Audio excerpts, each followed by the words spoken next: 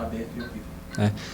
Boa tarde, tudo bem com vocês que estão aí conosco no nosso webinar, né? Então gostaria de dar boa tarde a todos, sejam muito bem-vindos.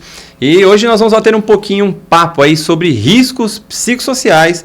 Então essa mudança na norma regulamentadora 1, nós vamos abordar um pouquinho, né? Dar um olhar mais profundo, né? Mas também panorâmico sobre essas mudanças, que impactos que elas acontecem realmente, o que nós temos que fazer, como é que eu faço uma avaliação de risco psicossocial e até o que são riscos psicossociais, né? Quais tipos deles são. Então, nossa ideia hoje é bater um papo sobre isso, conversar com vocês também. Então, vocês têm o chat aí para conversar conosco, coloquem aí dúvidas no chat. Estou acompanhando o chat aqui também. Posso trazer algumas perguntas de vocês aqui para o nosso bate-papo. E a nossa ideia hoje é ter esse papo aqui com um time, né? Nós estamos eu estou aqui acompanhado com um time de especialistas e...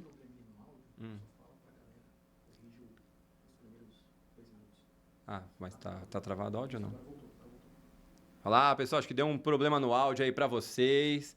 Então eu vou dar uma voltada aqui. Boa tarde de novo, né? Vocês me ouvem bem? Coloca no chat aí se vocês estão me ouvindo bem. Escreve aí para eu poder olhar aqui. Estão ouvindo normal, então tudo bem. Então vamos lá. Então, como eu estava falando, nós vamos bater um papo sobre riscos psicossociais. E hoje eu tenho aqui duas pessoas especiais juntamente a mim. Então, me apresentando para vocês. Meu nome é Ricardo Murtada. Eu sou formado na área de segurança do trabalho. Trabalho na área de educação também em saúde mental. E estou acompanhado aqui da Patrícia, nossa psicóloga, coordenadora de psicologia do Grupo Posture. E também com o nosso CEO aqui, o Felipe De Guida, que é aí também um especialista nessa área e vai trazer aí muitos insights interessantes para nós. E, Felipe, dá um pouquinho aí de oi aí pra galera, fala um pouquinho pra gente aí dessas mudanças, né? O que você tem percebido com isso? Bom, boa tarde a todos. É um enorme prazer estar aqui com vocês nesse webinar. A gente montou com muito carinho, entendendo aí um pouco a aflição de muita gente diante desse tema, dessa novidade, não tão nova assim, né? Porque em agosto lá já teve essa portaria atualizada aí, então agora existe uma corrida de todos os gestores, inclusive acho que a maioria que está aqui, para se adequar a essa nova a atualização da NR1. Então é um prazer estar aqui com vocês, estar aqui com a Patrícia Munk, com o Ricardo Murtada, e fiquem à vontade aí para trazer também questionamentos, e será um enorme prazer então aqui compartilhar todas essas informações aí com vocês, tá bom? E Patrícia, quer dar um oi para a galera aí? Bom, boa tarde para todo mundo. Fico muito contente de poder participar desse momento com todos vocês, né? Sejam nossos clientes já, pessoas interessadas no tema. Para nós é muito importante a gente multiplicar conhecimento para que vocês alcancem o máximo de informações, para, como o Felipe falou, que vocês consigam implementar isso dentro da empresa e que vocês consigam também avançar, né, nesses processos de cuidado, principalmente agora em saúde mental. Isso aí, coloca para nós aí no chat um pouquinho do que vocês já viram aí, o que vocês já estão sabendo, ou até se vocês já estão aplicando alguma questão, algum tipo de levantamento psicossocial nos documentos de segurança de vocês. Coloca no chat pra gente o que vocês já têm feito, ou se não têm feito nada, ainda não estão ainda nesse mar, tentando entender o que está acontecendo. Coloca pra gente aí no chat e vamos começar nosso papo abordando um pouquinho algumas questões. E a primeira, acho que questão que a gente pode começar a conversar e a discutir é: que mudança foi essa na NR1, né? Que impacto é esse que está todo mundo falando? E eu acho que a gente pode dar um panorama histórico aí sobre o PGR, né? Então, lembrando aí que o PGR já é uma mudança muito importante para nós quando nós estamos falando sobre levantamento de riscos ambientais em geral. Então, nós tínhamos antigamente o PPRA, né? Quem já é da área de segurança do trabalho e está acostumado aí com esse levantamento ambiental. Nós tínhamos o PPRA, né, que tinha aí como foco principal os riscos químicos, físicos e biológicos. E aí, com a alteração da norma regulamentadora 1, que é uma norma antiga, a primeira norma regulamentadora aí está desde 78, né? Com essa alteração que aconteceu nos últimos anos com a NR1, se tornou um documento muito mais amplo, né? Um programa muito mais amplo. Lembrando que o programa não é só um documento jogado no ar, né? Programa não é aquele documento que você guarda na gaveta, né? Então, muitas vezes a gente fazia a brincadeira de que o PPR era um documento que o pessoal guardava na gaveta, né? E não é isso. O programa são ações reais que vão trazer transformações reais na empresa, né? E que vão cuidar da saúde dos colaboradores que fazem a máquina funcionar, né? Quem faz a máquina funcionar muitas vezes são a equipe de trabalhadores, né? Uma empresa é feita desses colaboradores. Então, essas mudanças na norma regulamentadora número 1 trouxeram para nós uma amplitude na análise de riscos, né? E com isso a gente começou a identificar não só riscos químicos, físicos e biológicos, mas aprofundar questões de riscos de acidente, assim como criar uma ponte, uma interação com a norma regulamentadora 17, que é a norma que vai trabalhar sobre avaliações ergonômicas, que é aí onde nós encontramos os primeiros dados, né? Os primeiros levantamentos relacionados a riscos psicossociais. Então, acho que o primeiro ponto que a gente pode abordar no nosso webinar aqui é que riscos psicossociais não são uma coisa tão nova assim como nós imaginamos, né? Então, muitas pessoas foram pegas de surpresa, né? Agora surgiu. Não surgiu do nada. Na verdade, os riscos psicossociais já faziam parte da programação da norma regulamentadora 17, das avaliações ergonômicas, e agora ela incorpora o principal programa, que é o programa de gerenciamento de riscos, né? Então, agora ela traz essa novidade, que é essa incorporação, é trazer aspectos da saúde mental dos colaboradores, sejam eles organizacionais, ambientais ou até interrelacionais, para o dia a dia da empresa. Mas nós temos um histórico da norma regulamentadora 17, né? E o nosso CEO aqui também é um dos grandes ergonomistas que nós temos aqui no Brasil. Felipe, o que você vê aí ao longo da sua jornada nessa relação de riscos psicossociais e a norma regulamentadora 17, né? Sim, é muito bem colocado, Ricardo. A norma, né, regulamentadora número 17, que trata de ergonomia, desde os seus primórdios, né? Eu coloco até aqui, eu até trouxe uma colinha aqui para ler o item para vocês. Que ela traz o seguinte, né? Esta norma regulamentadora visa estabelecer as diretrizes e os requisitos que permitam a adaptação das condições de trabalho às características psicofisiológicas dos trabalhadores, de modo a proporcionar conforto, segurança, saúde e desempenho eficiente no trabalho. Então, isso resume bem o que é ergonomia. Então, os aspectos, né, psíquicos, ou a gente hoje chamando de psicossociais, já constam na norma e já fazem parte do trabalho do ergonomista dentro das empresas. Só que daí trazendo um pouco para a realidade, né? Trazendo um pouco para a realidade das empresas, e aliás, assim, com a nossa experiência em muitas empresas que nós vamos fazer um trabalho de ergonomia, infelizmente muitas delas acabam tendo um pouco de resistência quando a gente vai mexer um pouquinho nessa questão psicossocial. E agora eu acho que a própria NR1 vem para consolidar essa importância desse fator, né, psicossocial. Então, agora é a hora de realmente a gente ter uma atenção, né, pôr a mão na massa, mesmo porque, né, os dados, a gente vai passar um pouquinho de alguns dados aqui, não mentem, né? Todo mundo acho que está vivenciando um pouquinho dentro da sua própria empresa, as questões, né, de saúde mental. Então, é de suma importância agora a gente realmente colocar em prática isso, tá? Então, muito bem colocado, já existia, e hoje tem que trazer esses aspectos, né, incluindo os aspectos psicossociais para dentro do PGR, para que a empresa possa evidenciar, entender o que está acontecendo e, como o Ricardo falou, de suma importância depois ter um plano, que acho que é o mais importante, né? Porque muita gente, lógico, tem a preocupação do documento, né? De atender a NR1. Só que para atender a NR1, você vai precisar ter um plano também de ação e tem que ter as ações, né? Porque não adianta você, o documento está aqui, já estou atendendo a norma, e aí vai um fiscal lá, tá, mas e o plano de ação? Está em andamento? O que você está fazendo? O que não está? Eu acho que é aí que é o grande diferencial, vamos dizer assim, né, das empresas, ter esse olhar, ter essa preocupação realmente com a saúde dos colaboradores, que no final vai impactar em produtividade, em diminuição de afastamento, absenteísmo, coisa que a gente já sabe, Sim. né, de alguns resultados. Não, e tem também a lei, né? A lei também que veio agora também, que é a Lei 14.831. Não sei se a Patrícia quer falar um pouco dessa lei. Então, acho que seria interessante também, porque ela vem compor, né, complementar a questão da NR1, dessa atualização com relação às questões psicossociais, né? Sim. Então, eu acho que o grande aspecto que engloba, talvez, a junção dessas duas ações, né, desse plano de ação, eu acho que não é só um caráter de fiscalização, mas acaba sendo um caráter de prestação de contas, de fato, né, como o Ricardo falou. E a gente tem um PGR, a gente joga dentro da gaveta e está tudo ok, a gente está ali dentro dos parâmetros esperados. Mas a lei ela vem para justamente trazer uma base de bem-estar para esse colaborador, ela vem certificar a empresa de que ela está agindo de acordo com as normas estabelecidas, com o que é esperado pelo Ministério do Trabalho em relação ao bem-estar, em relação aos riscos, em relação às normas, né, que fazem com que a pessoa se sinta devidamente pertencente àquela empresa.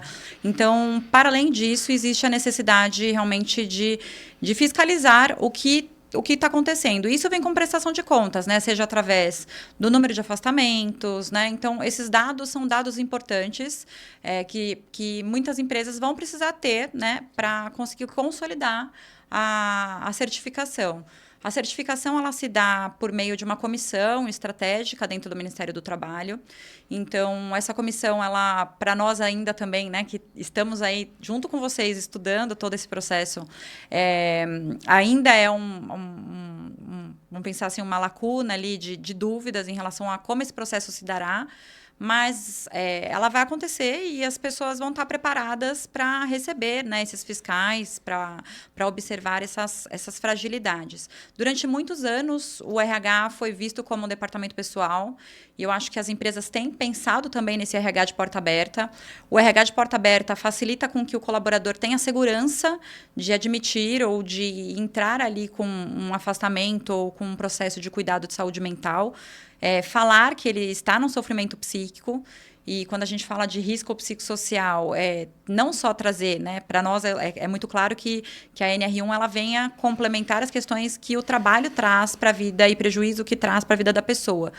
Mas, às vezes, a pessoa já está com sofrimento psíquico lá fora e a gente tem que pensar que a gente é integral, né? A gente é biopsicossocial. Então, dentro desse aspecto, é importante a gente ter parâmetros de que o RH de porta aberta talvez seja o principal pilar para que esse colaborador se sinta seguro para poder trazer um atestado ou alguma forma de comprovar que ele precisa de ajuda, né? O pedido de socorro começa aí, né? Não, e é uma integração curiosa, né? Que a gente começa a perceber que é uma multidisciplinariedade agora, né? Então, não é mais o SESMIT, né? A segurança do trabalho que vai cuidar dos riscos ambientais. Agora, a gente precisa de uma equipe multidisciplinar. Então, você precisa de psicólogos, de técnico de segurança, engenheiro, médico, a equipe de RH, todo um time focado justamente para conseguir fazer a análise desse risco psicossocial, né? Porque ele vai englobar muitas coisas, né? A gente vai olhar aqui outras questões e ele vai englobar muitas coisas para nós aí. E, como a gente vinha falando, né? Quem que precisa, né? Então, uma questão que eu acho interessante, né? O Felipe tem uma experiência em administrar empresas de muitos anos, né? E a questão é quem que precisa dessa análise de risco psicossocial. Tem muita gente se perguntando, a minha empresa, será que precisa mesmo fazer esse tipo de análise? Todo mundo aqui está feliz, todo mundo aqui está rindo o dia inteiro no trabalho, né? Então, o que garante para a gente aí essa necessidade de ter, colocar meu PGR e fazer uma análise de risco psicossocial? E que tipo de empresa que precisa disso aí, no fim das contas? Então, acho que até no slide a gente está mostrando, né? Porque, na verdade, no nosso entendimento, toda empresa, né, que tenha pelo menos um funcionário CLT, e conforme preconiza ali a norma, precisa fazer o seu PGR e ter a sua né, análise ali de todos os riscos que o seu funcionário ou os seus funcionários estão expostos. Mas aí existem algumas exceções, né? Então, né, o Ministério traz que empresas, né, o microempreendedor individual, que é o MEI, ou empresas ou microempresas e empresas de pequeno porte, de grau de risco 1 e 2, estão desobrigadas a fazer o PGR, desde que, né, não tenha nenhum tipo de risco ali dos seus colaboradores. O que traz pra gente um problema, né? Como a gente tinha falado, a gente até fez uma brincadeira, vocês podem olhar no nosso slide aí que vocês estão acompanhando, tem um parênteses nesse quem não precisa ter o PGR, né? Porque é muito difícil a gente chegar para fazer realmente uma declaração de inexistência de riscos. Como é que a gente pode fazer uma declaração de que riscos psicossociais não existem se a gente não fez uma análise desses riscos psicossociais? Então, quando a gente olha para a prática do negócio, é como eu costumo brincar, né? A minha empresa não tem risco nenhum, mas o meu colaborador trabalha o dia inteiro sentado. Então, eu tenho um risco ergonômico de possivelmente, né, de uma condição de estar sentado numa posição inadequada e trazer algum tipo de dano ergonômico. Eu posso tropeçar e cair e ter um risco de acidente em queda de mesmo nível. Da mesma forma que a gente acaba podendo ter riscos psicossociais. Então, nossa brincadeira de colocar esse não entre parênteses é justamente porque nós precisamos fazer análise, né? Esse é um dado curioso, porque a gente encontra essa questão.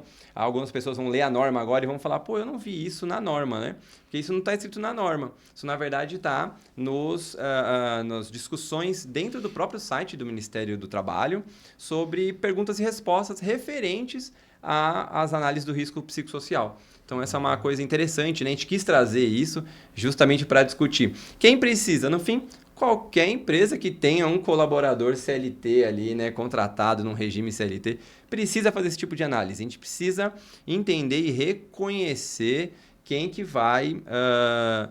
que tipo de ambiente que eu tô, né? E aí a gente vai ter aí ainda, ao longo do nosso dia a dia, aí, ao longo do nosso papo, a gente ainda vai falar sobre como fazer isso daí, né? Então, guarda aí que daqui a pouquinho a gente vai falar, né? Já vi gente aqui perguntando. Daqui a pouquinho a gente vai falar aí sobre como que a gente vai fazer isso, né? Então, nós temos alguns outros dados aí, né? Que trazem para nós aí na mudança, né? Uma deles é o prazo, né? É o que tá todo mundo preocupado, né? O prazo tá à nossa porta aí já, né? Então, a gente tem 26 de maio de 2025, né? O que essas empresas aí estão começando a pensar, né? Sobre essa questão, porque está na porta, a gente está aí há basicamente 2 meses da implantação e a nossa ideia e com esse webinar, e não só com esse, porque esse aqui é a primeira ação de outras ações que nós teremos, né? É começar a refletir um pouco sobre isso, né? Então, nós estamos falando aqui sobre essa questão dessas primeiras mudanças, né? Esse início aqui do nosso papo, porque o prazo está aí e nós já precisamos ter medidas de ações. Eu acho que um próximo passo que nós podemos perceber são os impactos. Por que é tão importante, no fim das contas, a gente estar falando de saúde mental no trabalho e o que nos garante, então, que é boa essa norma para nós? Muitas vezes algumas pessoas olham com o olho torto para a norma quando vem algo de grande impacto. Porque, no fim, é de grande impacto, né? A Patrícia está aqui para não deixar eu mentir. É de grande impacto para as empresas uma mudança radical. Sobre saúde mental. A gente está falando de algo muito profundo, né? Sim, eu acho que durante muito tempo, assim, a gente ainda enfrenta, né, o estigma, o preconceito em relação a situações de saúde mental. Quem procura o psicólogo é o louco, quem procura o psiquiatra é o louco. Então, a gente vem, né, numa luta aí dentro do processo antimanicomial até, entendendo que a pessoa que busca ajuda é porque ela precisa de ajuda, né? Seja uma pessoa que tem uma situação de um risco físico, né? Teve um acidente de trabalho ali. Ela vai buscar ajuda dentro daquele contexto, de repente vai passar por fisioterapia, né? E a situação mental é da mesma forma, né? O que traz para a gente, talvez, esse maior impacto da norma é seguir à risca, sem grandes preconceitos, a necessidade de cuidar da saúde mental dos colaboradores, né? Entendendo que somos universais, entendendo que nós podemos ser empáticos, que podemos acolher essas demandas e que é nosso papel conscientizar as pessoas sobre isso, né? Esse é um ponto importante. Mas a gente pode olhar para os dados, né? Então, Sim. a gente trouxe alguns dados para vocês, alguns poucos dados. Se vocês entrarem na internet agora e começar a levantarem dados, vocês vão perceber o que a gente está trazendo aqui é a ponta do iceberg só, mas alguns dados interessantes aí que aparecem para vocês aí, como o do próprio Ministério do Trabalho, né? Que vai trazer uma questão interessante, né? Que é as empresas que promovem saúde mental para os seus trabalhadores. A gente está falando aqui de uma certificação que não é uma certificação de gaveta, né? A gente está falando de uma certificação que é algo de mudança real dentro das empresas, né? As empresas vão trazer aí para nós agora um impacto real na saúde dos colaboradores, tudo bem? Então, vou trazer mais alguns dados aí. O Felipe e a Patrícia, fiquem à vontade para comentar os dados do que vocês têm percebido aí. Então, esse é um dado, a importância do cuidado da saúde mental no trabalho, né? Faz muita diferença para a gente ter um colaborador doente e em questões de saúde mental na empresa, Patrícia? Não. Não faz nada? Na verdade, não é importante um colaborador estar num sofrimento psíquico e não ser cuidado, né?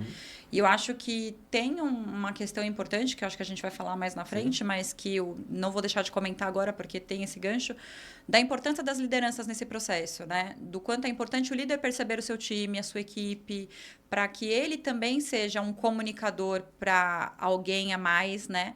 De que essa pessoa está precisando de ajuda. E isso funciona super bem, porque essa pessoa consegue enxergar para além daquele processo de trabalho que visa a questão ergonômica, muitas vezes, aquele fazer diário, né, onde a pessoa se vê fazer sempre a mesma coisa, mas a gente sabe que essa pessoa pode ser vista por outros, né? Então, um ambiente que traga essa segurança psicológica para ela pode ser um fator super importante para que ela se sinta bem. E aí é um ponto interessante, né? Porque a gente traz justamente isso. Existe uma relação, muitas vezes se pensou que saúde mental era um prejuízo, né? Vou ter um programa de saúde mental na empresa, vou gastar mais dinheiro com isso. E é o que a gente vê de diferente, né? A lucratividade da empresa cai quando os seus colaboradores estão mentalmente doentes, né? Felipe, conta um pouco pra gente o que você enxerga disso. Eu acho que esse dado, né, desses custos que as empresas têm, $1 trilhão, né, com relação à perda de produtividade. E eu acho que, na verdade, a gente trouxe algumas matérias aqui e o que mais a gente vê hoje nos jornais, nos sites de notícias e tudo mais, são as questões dos problemas de saúde mental dentro das empresas. Isso acho que todo mundo que está acompanhando aí também tem visto muitas notícias com relação a isso. E aí eu, como empreendedor aqui, e até também tem pesquisas que o próprio empreendedor, né, tá passando por momentos de ansiedade, de estresse, de burnout. Só que a gente tem que ter ferramentas para lidar, logicamente, com essas questões. Mas pensando, né, vocês aí, gestores, né, que estão dentro das empresas, é uma questão de sustentabilidade, né? Se a gente não tiver um olhar, né, para esse funcionário, né, para que a gente previna e não só também trate, você tem que ter as duas frentes, né, porque tem muita gente que já está com problema, então precisa ser mais corretivo. E tem muita gente que, né, está exposto a alguns riscos que talvez a gente vá falar aqui mais adiante, e a empresa precisa ter esse cuidado, ter esse olhar, se ela realmente quiser profissionais produzindo, né, profissionais que tenham sim ali, né, uma boa saúde mental, que consiga entregar tudo aquilo que ele tem que entregar, que ele esteja disposto a trabalhar. E aí volta a falar, né, sempre com um olhar para as questões de afastamento, absenteísmo, principalmente as questões relacionadas a transtornos mentais, né? Então, os dados estão aí, acho que a gente trouxe poucos até dados aqui, mas mais para elucidar um pouco e trazer um pouco essa importância dessa questão nesse momento. E até da cadeia como um todo, né? Porque a gente muitas vezes esquece que essa questão vai pegar desde o funcionário ali de base, da operação, até o autogestor, né? Tá todo mundo dentro desse barco de impactos psicossociais, né? Sim. E é uma coisa que tem que ser tratada desde a liderança dos times. A Patrícia trouxe uma coisa interessante, né? Que é desde a liderança. Então, a liderança sendo treinada para lidar ela mesma a questão de saber como lidar com as questões de saúde mental e de também cuidar do seu time, né? Então, a liderança muitas vezes tem um papel duplo, que é de cuidar de si mesmo e cuidar do seu time, né? Então, esse é um dado interessante para a gente. Tem outras notícias aí, né? A crise mental no Brasil tem subido drasticamente, né? A gente tem percebido isso em várias faixas etárias, não só no trabalho. Até o dado de 470 mil afastamentos por transtornos mentais em 2024. Assim, E isso representa 68% de aumento com relação a 2023. Então, assim, está numa crescente absurda. Então, são dados importantes, né?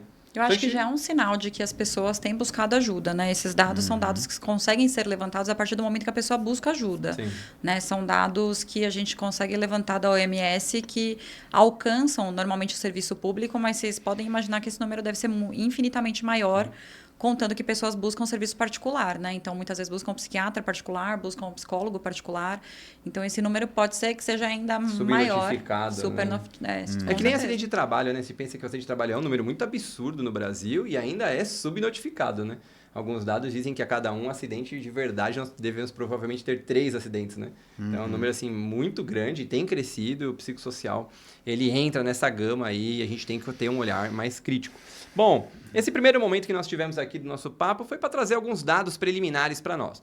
Nosso objetivo agora é entrar um pouquinho sobre o que é o risco psicossocial e daqui a pouco a gente vai fazer uma demonstração dessa análise na prática aí para vocês. Então, como é que a gente tem na postura e analisado esses riscos psicossociais aí? Então, a primeira questão para a gente é o que são, no fim das contas, os riscos psicossociais. Como é que eles estão presentes no ambiente de trabalho, né? A Patrícia pode nos ajudar um pouquinho aí sobre o risco psicossocial, né? O que é um risco psicossocial?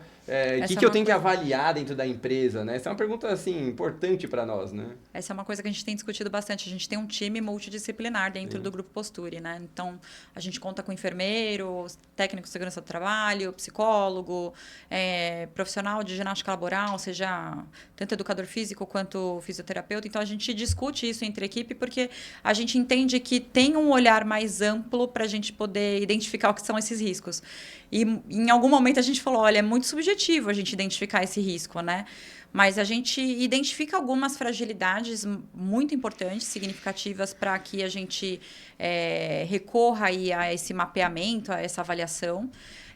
Como sobrecarga de trabalho, como assédio. São situações que colocam esse colaborador numa situação de um sofrimento psíquico intenso, que pode ser episódico, como pode ser que se prolongue por muito tempo. Uma pessoa que está num serviço público, por exemplo, essa pessoa ela pode estar muito mais exposta, porque ela já está nesse trabalho há bastante tempo, de repente fazendo a mesma atividade durante muito tempo, assim como você pode pegar uma empresa de família, né, que é uma empresa grande, uma indústria, e você conhece os vizinhos trabalham com você e aquele risco ali tá posto, né? Mas esses riscos, eles vêm muito por questões que podem ser subjetivas, mas podem ser inerentes à atividade de trabalho que ela está realizando. Então, a questão de atendimento de metas inalcançáveis, a questão do próprio burnout, né, que é a exaustão, a gente pensar que a pessoa não consegue muito balizar a vida pessoal e a vida profissional. Então, esses aspectos são pequenas situações que fazem com que a pessoa entre no momento de estar exposta a esse risco psicossocial, né? E a gente ainda tem que pensar que é uma análise global de entender sobre a organização do trabalho, né? Uma coisa que a gente nunca pode esquecer, a organização do trabalho conta muito quando a gente está pensando em risco psicossocial, a forma do ambiente, né? Quando a gente vai ver aqui até os próprios fatores de riscos psicossociais, a gente vai ver já, eles vão englobar justamente isso, né? Como que é o processo organizacional da empresa, qual que é a cultura da empresa. Então, muitas vezes pode ser que os riscos psicossociais estejam dentro da própria estrutura organizacional. Então, quando a gente vai olhar, muitas vezes é uma mudança cultural, né? Então, por isso que a gente falou que está dentro de um programa, né? É um processo no qual a gente vai ter que não só levantar o risco, analisar o risco, essa é uma primeira preocupação. Eu acho que é a preocupação que a maioria das pessoas está tendo, mas, na verdade, a nossa ideia é que a gente aprofunde isso e faça uma transformação até cultural dentro da estrutura da empresa, ok? Então, alguns fatores psicossociais aí que a gente tem que começar a analisar, né? Então, acho que o primeiro deles que a gente pode olhar, e é um dos mais importantes e um dos de métricas mais acessíveis para a gente, são os fatores organizacionais. Então, tem alguns pontos que são interessantes aí, né? Como a carga excessiva de trabalho, né? Então, uma coisa que muitas vezes a gente não tem essa percepção e é o que leva, na maioria das vezes, a um burnout, né? É o colaborador, muitas vezes, que vai chegando à sua exaustão, vai tentando entregar mais, não consegue entregar mais. Ele está achando que o problema está nele e muitas vezes eu estou numa carga excessiva de trabalho.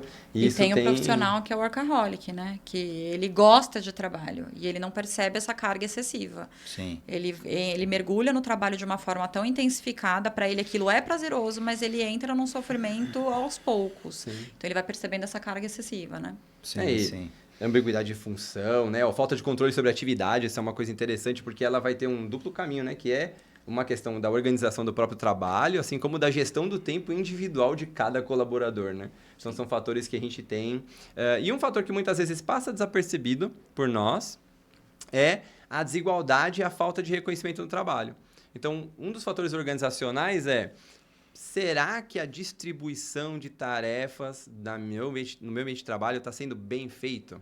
Será que a gestão do trabalho está sendo bem feita? Então, percebam que os riscos psicossociais, muitas vezes, eles vão entrar numa profundidade que é a organização das atividades. Então, a nossa ideia, muitas vezes, é começar a pensar sobre isso, né? Será que as minhas atividades dentro da empresa estão sendo organizadas de forma que eu promova a saúde dos meus colaboradores? Então, acho que esse é um primeiro fator para a gente importante. De novo, e, né? inclusive aí entra na complexidade, né? Da gente até conseguir dar uma resposta igual para todas as empresas. Exatamente. Porque cada empresa vai ter a sua particularidade, a sua forma de organização. Tem empresas que são indústria, outras que são tecnologia, outras que são diversas áreas que nós temos aí no nosso mercado. Então, tudo isso acaba envolvendo questões organizacionais ali no dia a dia, que, de uma forma ou de outra, tem que ser analisado para ver se isso está impactando na saúde mental das pessoas. Sim. Então, é super importante essa questão. Outros fatores que entram aí, além dos organizacionais, são os relacionais, né? Então, relacionamentos importam também no dia a dia de trabalho da gente, né? Então, há questões que são importantes, né? Como assédio moral e sexual, que são métricas do compliance, né? Então, você vê que a gente entra com mais um grupo aí dentro da nossa estrutura de análise do risco psicossocial, que são os compliance da empresa. Que agora é lei também trabalhar isso dentro das empresas. Isso. E acompanha a norma regulamentadora 5, né? Você vê, a Pois é, CIPA está falando justamente. Então, percebam que é uma característica interessante que vem um caminho também dentro da NR5 e agora aumenta, né, essa análise dentro da NR1. E aí, por último, né, nós temos também os fatores ambientais aí, que são condições físicas inadequadas, né, ou insegurança no trabalho, que mostram um fator interessante que é a relação outros riscos, né, como riscos de acidente, por exemplo, ou riscos ergonômicos de má organização do trabalho, assim como a sua relação com o risco psicossocial. Então, percebam que a gente não só analisa risco psicossocial, a gente analisa só a relação com outros riscos da empresa, né? Que entra muito a questão do laudo ergonômico aí, né? O laudo ergonômico já vinha apontando um pouco dessa relação, né? Sim, exatamente. Eu acho que a insegurança ainda entra o fator de manutenção dos empregos, né? Eu acho que pós-pandemia trouxe muito isso, né? Durante a pandemia as pessoas estavam trabalhando de casa, muitas pessoas acabaram perdendo emprego, as pessoas que permaneceram trabalhando tiveram também essa insegurança de será que a empresa vai conseguir sustentar esse número de colaboradores? Então, isso entrou no processo de insegurança também, né? E aí, o que todo mundo quer saber muitas vezes, né? Essa análise de risco psicossocial aí, no fim das contas, né? Como é que a gente faz isso? Como é que se dá essa questão da análise dos riscos psicossociais? E a Posture tomou aí, a gente fez até uma brincadeira, né? Que a gente estava tomando, assim, um caminho um pouquinho diferente do que a maioria das empresas, né? Que estavam querendo construir suas próprias ferramentas para lidar com riscos psicossociais. A gente pensou que, se nós estamos falando que é uma questão profunda, que envolve multidisciplinariedade, né? Que unifica várias áreas da empresa, uma ferramenta não resolve. O que resolve para a gente é um método, né? Exato. E a gente nomeou esse método aí, né? Fala um pouquinho desse método para a gente aí, Felipe. Exato. Bom, então nós desenvolvemos, né, o Health Mind 360 graus, porque como o Ricardo colocou, né, existem algumas ferramentas e métodos no mercado para a gente conseguir levantar essas informações, muitas das vezes de forma mais profunda, tá? E isso a gente vai falar até um pouquinho mais adiante, mas depende muito do objetivo da empresa, né? O que a empresa quer, até onde ela quer mergulhar nessas questões, qual a profundidade que ela quer das respostas. Então, nós temos algumas ferramentas, tá? Que a gente, né, vai utilizar de acordo com a necessidade de cada cliente, né? Como eu falei, às vezes você tem uma indústria, tem um perfil de mão de obra, um perfil de pressões ali diferentes de um escritório. Então, né, cada ferramenta, às vezes, ela vai conversar melhor com o tipo de trabalho desenvolvido dentro da empresa, tá? Então, a gente juntou, né, as ferramentas que a gente identificou que são as mais importantes, as mais utilizadas no mundo, tá? e trouxe para que a gente possa aplicar, né, na sua empresa de acordo com a sua necessidade, tá? Só que talvez dando um passo atrás, aí entra um pouco, né, a gente vai falar também aqui adiante,